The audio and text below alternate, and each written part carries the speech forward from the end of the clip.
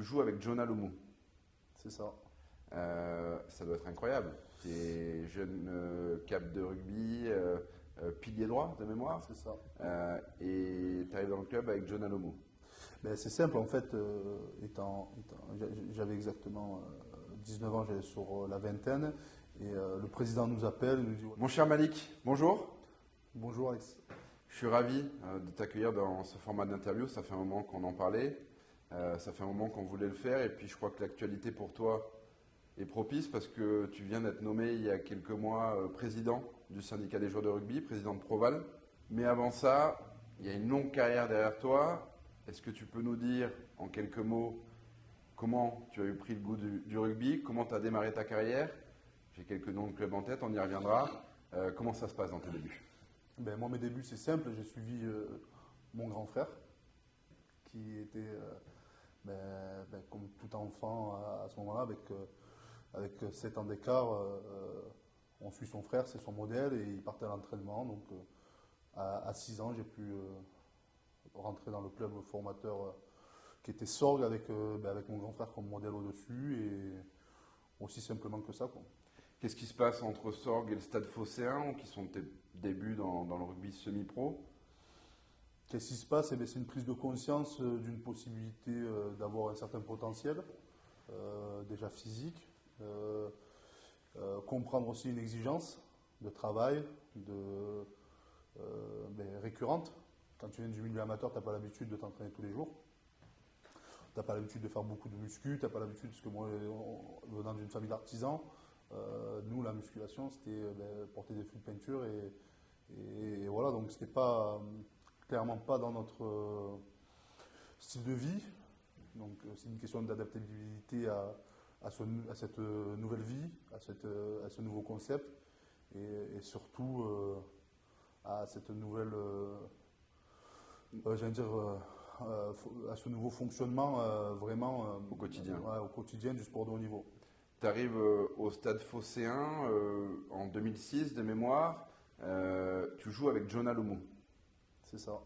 Ça doit être incroyable. Tu es jeune cap de rugby, pilier droit de mémoire. C'est ça. Et tu arrives dans le club avec Jonah Lomu. Ben, c'est simple, en fait, j'avais exactement 19 ans, j'allais sur la vingtaine, et le président nous appelle, il nous dit voilà, qu'il avait signé Jonah Lomu. On était deux jeunes faisant partie d'un certain cursus à l'époque, s'appelait France Rugby Cité, car à la base, en fait, nous venons d'un quartier avec ma famille et moi avant de changer d'endroit, et donc on était dans cette cellule-là, France Rugby Cité. Le président était Claude Attias à cette époque-là. Et c'était lui, le président de Marseille, qui nous avait fait venir, et il nous avait donné ce moment privilégié qu'on avait pu passer avec Jonah Lomu, avec l'autre joueur et moi-même. Et on avait fait une séance avec lui en privé. C'était incroyable pour moi qui voyais la personne avec qui tu jouais sur PlayStation 1, si tu te rappelles bien à l'époque. Ouais. C'est un souvenir de fou. Et donc le sentiment qu'il te partage, c'est quand même beaucoup de joie et D'admiration, j'imagine. beaucoup d'admiration, parce que c'est ce qui se fait c'est ce qui se faisait, et ce que je pense qui se fait toujours de mieux aujourd'hui dans le rugby. À Et ce poste-là. c'était un joueur incroyable. Et il dégageait cette aura et cette énergie de champion, quoi. Ouais. C'était l'une des premières stars du rugby en termes de notoriété. Ben, je pense que c'était la Ouais. première star du rugby français, et qui aujourd'hui, pour moi, ici, au même niveau que les Michael Jordan, que les Tiger Woods, que les Zidane. Aujourd'hui, c'était la personne la plus haute, médiatiquement parlant, c'était Jonah Lomu. Et je pense qu'aujourd'hui, il n'y a pas de joueur encore qui a atteint sa notoriété. Qui a pris le relais, ouais. Qui a atteint sa notoriété, parce qu'elle est claire. Aujourd'hui, quand tu as un joueur comme lui qui t'a bercé avec des jeux vidéo jusqu'à la Play 3, avoir son nom sur un jeu vidéo, c'est quand même quelque chose d'impactant au niveau mondial. Ouais, c'est clair. Et puis, donc, tu fais cette première expérience, tu es dans le bain directement. Ensuite, tu enchaînes les aventures avec Cergy, Dijon. Et puis, tu signes ton premier contrat pro avec Albi. En Pro D2, tu as quel âge à ce moment-là? À 25 ans, on arrive à Albi. 25 ans à Albi, Voilà. premier contrat pro. C'est ça. Tu passes 3 ans là-bas? Exactement, on passe 3 ans où où j'ai pour moi 2 managers qui me marquent. Henri Broncan qui m'amène dans le professionnalisme, vraiment, et qui me fait confiance.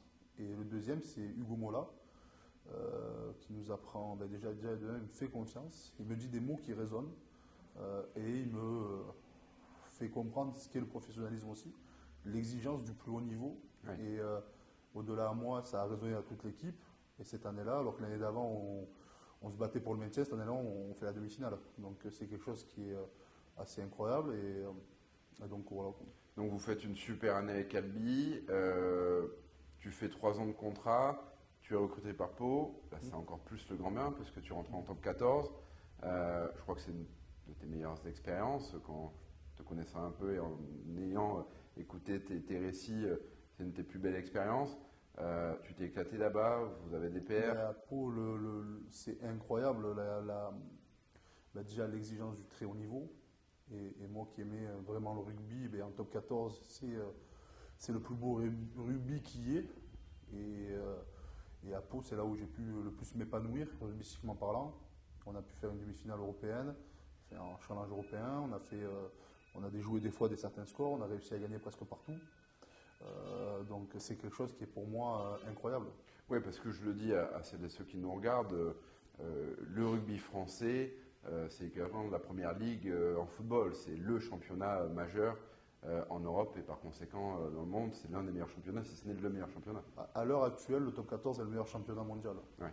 Aujourd'hui, il n'y a pas d'équivalent de par déjà sa constitution et de par le nombre de joueurs qui en sortent et l'exigence qui est de plus en plus haute à ce niveau-là. Donc, j'imagine qu'il y aura un gros travail à faire chez Proval, on en parlera juste après. Tu fais une pige à Montpellier ou un an ou 2 de mémoire à Montpellier? C'est ça, un an à Montpellier, l'année où on est champion. C'est pas l'année où j'ai le plus joué au rugby de ma vie, mais c'est l'année où j'ai partagé aussi beaucoup d'émotions, j'ai envie de dire. Donc champion de France top 14, le fameux ça. Bouclier. Exactement. C'est pas l'année où je le mérite le plus, c'est l'année où je l'ai eu, donc c'est incroyable. Mais non, c'était incroyable parce que franchement, il y avait beaucoup de très belles personnes. Aujourd'hui, je suis en contact avec beaucoup d'entre elles et que je considère encore comme des très bons amis. Et c'était vraiment une très belle expérience. Ouais. Entre tout ça, je vois qu'il y a des sélections dans l'équipe nationale d'Algérie, il y a une sélection en équipe de France, il y a les babas, comme on appelle dans le rugby. Cette sélection en équipe de France contre les All Blacks. C'est ça, à Lyon. Tu vas porter le maillot français avec tes sélections d'avant. Il y a d'ailleurs un sujet parce que tu es un des seuls internationaux à avoir porté 2 maillots de 2 sélections différentes. C'est particulier parce que la sélection algérienne, je fais partie des premiers joueurs à avoir revendiqué cette sélection-là et à vouloir créer une sélection parce que mes démarrages n'avaient pas de sélection. C'était on va dire un groupe de joueurs d'origine algérienne qui voulaient créer en fait une équipe algérienne. Et ce qui s'est produit, c'est que je fais partie des premiers, on va dire, personne n'a remis les premières pierres à cet édifice-là pour pouvoir arriver. Et ma première sélection remonte à mes 18 ans. Et on a joué contre Agen. Et donc c'était quelque chose qui était incroyable. Après, j'ai eu la chance de jouer pour l'équipe de France. Et ça aussi, c'était un moment unique et incroyable. Quand tu es dans des stades avec plus de 60 000 personnes, c'est un souvenir inoubliable. Cette Marseillaise, ce haka, on va dire, ce lien créé aussi entre chacun d'entre nous pendant ce moment-là était incroyable. Tu arrives dans le Graal du très haut niveau. Alors, ce qui est marrant, c'est que tu dis que tu fais ta première sélection à l'équipe d'Algérie contre Agen. Et je crois que c'est là où tu finis ta carrière, Agen. Clairement, c'est le destin. La boucle était bouclée, j'ai envie de dire. ouais. Pas de la meilleure des manières, mais. Parce que c'est une blessure, c'est ça? C'est ça, exactement. Ouais. Exactement. Mais. Une blessure qui était loin des terrains. Et donc, c'est une commotion et c'est pourquoi je me bats aussi avec Proval sur ces sujets-là. Mais c'est quelque chose qui est, pour moi, qui est quand même une belle fin. Ouais. Même si elle est. On va retenir que le positif. Mais comme tu l'as dit, la boucle est bouclée. Et quand tu commences le rugby à 6 ans et que tu l'as fini à 36 ans, ça fait 30 ans que tu es content et passionné de ça.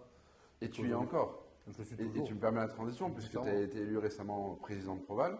Félicitations. Merci beaucoup. On en a parlé longuement. Est-ce que tu peux nous dire en 2 mots qu'est-ce qu'est Proval? Qu'est-ce que tu as envie de faire chez Proval? Comment tu veux mettre ta patte quelque part dans ce syndicat de joueurs qui est très reconnu en France? Aujourd'hui, c'est simple. Proval, c'est celui qui défend l'intérêt de tous les joueurs de rugby en France. C'est-à-dire sur tout le territoire français. Aujourd'hui, Proval est la voix du joueur et de la joueuse de rugby sur tout ce territoire. On défend les intérêts du joueur et de la joueuse, que ce soit au niveau national ou international, avec l'IRP, qui est l'International Rugby Player, qui est le syndicat international de rugby. Donc notre mission, elle est très claire, c'est protéger et défendre les intérêts du joueur et de la joueuse. En lien avec les clubs, en lien avec la fédération? Aujourd'hui, on est en lien avec les clubs, c'est une certitude, avec la fédération et tous les syndicats autour, et la Ligue nationale de rugby aussi, tous les syndicats qui sont les représentants des présidents, des entraîneurs, des institutions aussi amateurs, comme la PAR. Il y a plusieurs en fait, syndicats divers avec qui on a des échanges pour l'évolution et pour la protection et le progrès du rugby français. Quand un nouveau patron arrive dans un secteur donné, que ce soit un syndicat, une entreprise ou autre, en général, il se dit j'ai des prérogatives, j'ai des priorités. Quelles sont tes prérogatives, quelles sont tes priorités depuis ton début d'élection? Aujourd'hui, ma priorité est toujours la sécurité, la santé du joueur qui est primordiale parce que on voit quelques cas, j'ai envie de dire, qui sont mis en lumière, mais combien de cas ne sont pas mis en lumière aujourd'hui? Et c'est ça le grand problème. C'est aujourd'hui, c'est de protéger tout le monde. C'est pas ceux qui ont eu une interview s'arrêter à 2 joueurs parce qu'ils ont eu un peu de visibilité. Ces 2 joueurs-là, il faut les protéger, bien sûr. Mais tous ceux qui ne sont pas en lumière, il faut les protéger aussi. Et ça, c'est mon devoir. Et c'est un axe très fort. Après, mon deuxième axe, c'est le rugby féminin qui est en plein essor et qu'il faut continuer à pousser, à encourager, à donner confiance et surtout à interroger. Parce qu'on ne doit pas prendre des décisions pour les autres. Il faut rencontrer les acteurs. Et les acteurs, c'est les joueuses. Et ces joueuses-là, il faut aller les rencontrer, discuter avec elles et prendre les bonnes décisions quand on est dans ces commissions avec la FFR. J'ai vu également que tu as été nommé effectivement président chez Proval, mais tu étais déjà au corps de direction de Proval. Tu as été, je crois, trésorier à un moment donné, trésorier adjoint, puis ensuite vice-président. C'est une machine que tu connaissais, c'est une machine que tu as pu analyser finalement. Il y a des choses que tu as peut-être envie de changer. Est-ce qu'il y a une impulsion particulière? Totalement. Aujourd'hui, on a donné 2 grands axes sur la réflexion du rugby et plus après la réflexion personnelle. Quand tu es dans l'engrenage et que tu commences à connaître un peu plus la maison, tu comprends qu'il y a eu, j'ai envie de dire, des méthodologies appliquées qui ne sont pas en corrélation avec l'être que je suis et avec la ligne directrice que j'ai. Il y a beaucoup, aujourd'hui, ce qui résonne pour ma présidence, c'est la transparence, l'échange et surtout la diffusion d'informations. Et l'important, c'est d'informer et de former les personnes au sujet. Aujourd'hui, ce qui s'est produit dans notre syndicat, c'est qu'il y avait un peu moins d'informations, un peu moins de transparence et un peu moins de formation. Donc, ce qui se produit aujourd'hui, nous voulons augmenter ça. Donc, ça veut dire que tous nos adhérents et non-adhérents auront accès à la totalité de nos informations et aux totalités des discussions que nous menons à la FFR ou à la Ligue. Parce qu'aujourd'hui, je ne défends pas que l'intérêt de mes adhérents, je défends les intérêts du rugby professionnel et du rugby amateur. Ça, c'est important de le comprendre, qu'il soit chez les hommes ou chez les femmes. Et donc ça, c'est ma ligne directrice. C'est qu'aujourd'hui, je mettrai un point d'honneur à ce que ce soit respecté. Je le vois, nous d'ailleurs, on gère quelques joueurs de rugby dans notre métier. C'est le sport, je pense, le plus carré que l'on voit, que ce soit en termes de contrat, en termes d'accompagnement du jeune joueur. Je crois qu'un joueur de rugby ne peut pas passer pro officiellement avant 23 ans. On a vraiment des choses ultra cadrées qu'on ne voit peut-être même pas dans le foot, qui est une machine effectivement à joueur également là-dessus. Par contre, on voit encore, et on le voit nous dans notre métier, des joueurs qui sont peu accompagnés, mal accompagnés et parfois même pas accompagnés. Est-ce que tu as vécu ça toi dans ta carrière? Est-ce que c'est des choses que vous avez en tête avec Proval? Totalement. Ça fait partie j'ai envie de dire, des axes de progression profonde. Déjà, j'ai envie de dire, les fondations de ce syndicat est à la base les joueurs et les joueuses, mais aussi ses salariés. Et je vais en venir sur ce sujet-là. Pourquoi je dis les salariés? Parce qu'aujourd'hui, c'est le moteur du syndicat.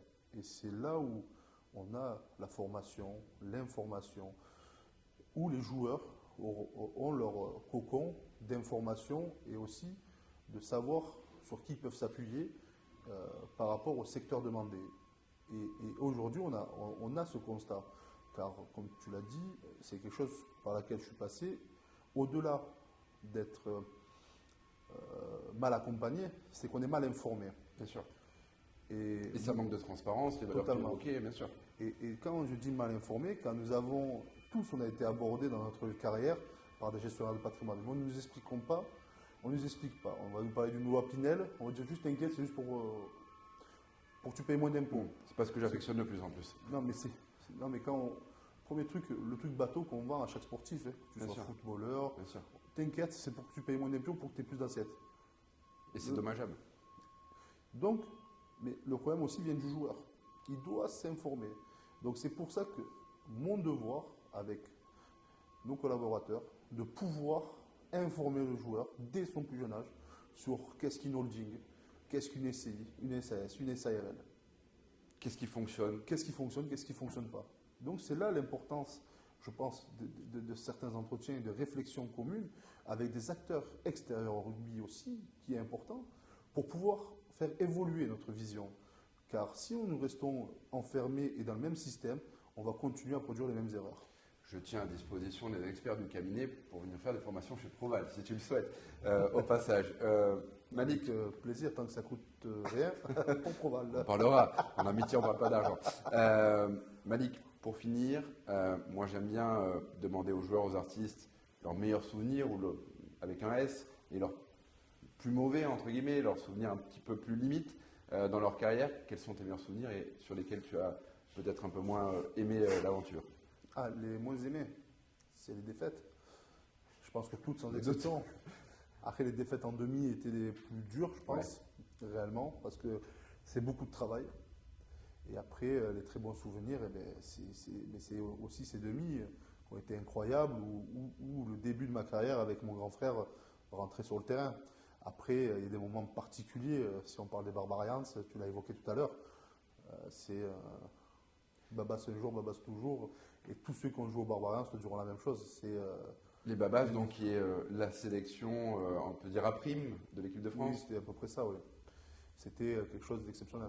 Un peu plus friendly, un peu plus copain. Bon, c'est déjà friendly dans le rugby, de toute façon. Mais là, c'était très friendly. Un peu trop, mais. Bon, donc les pires souvenirs, les défaites, les meilleurs, les victoires, mais aussi les débuts avec ton frère. Bien sûr. Et après, on peut rajouter quand même aussi mes enfants, quand même. Dans ma carrière, j'ai eu mes enfants, ma femme, tu vois, il y a eu quand même des bons souvenirs. J'allais t'y amener. Je ne voulais pas m'y amener, quand même, c'est incroyable. Malik, merci infiniment d'avoir pris du temps pour nous. Et à très bientôt. À très bientôt. Salut Malik.